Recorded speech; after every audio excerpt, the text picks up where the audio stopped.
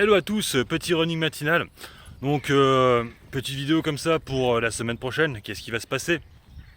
C'est vrai qu'on a vu que la semaine dernière, les États-Unis, à cause de la remontée des taux, surtout le Nasdaq, mais le SP500 aussi et le Dow Jones ont énormément baissé.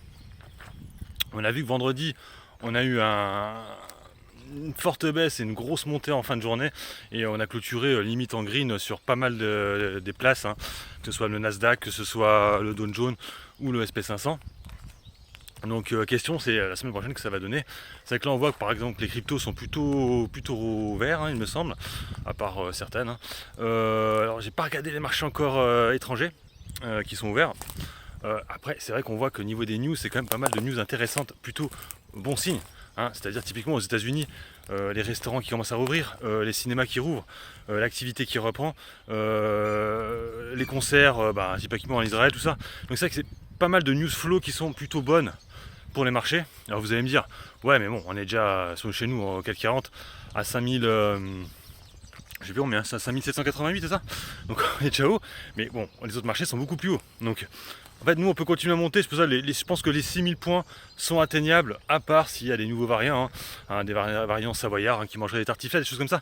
Mais à part ça, je vois pas vraiment ce qui va endeuiller la hausse, à part effectivement cette histoire de taux. Mais il y a eu un plan, hein, qui a été voté par Biden. C'était ce week-end. Donc 1 milliard, 1000 milliards, je crois que c'est 1000 milliards 900 000 millions.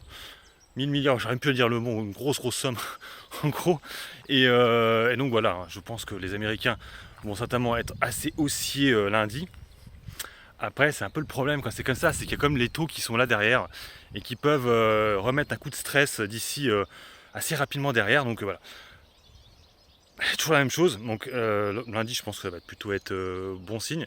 Je vous ai fait une vidéo des green tech, ça pourrait quand même commencer à repartir les green tech parce qu'elles ont quand même pas mal baissé ces derniers temps, sans vraiment logique, hein. Typique ce que je vous ai dit dans la vidéo, c'est que les green tech ça baisse, mais vous pensez que dans 2-3 ans ça sera fini cette société-là? Non, leur chiffre d'affaires va être croissant.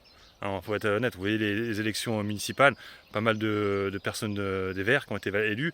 Vous voyez en Chine, les plans de relance principalement écologiques, aux États-Unis aussi.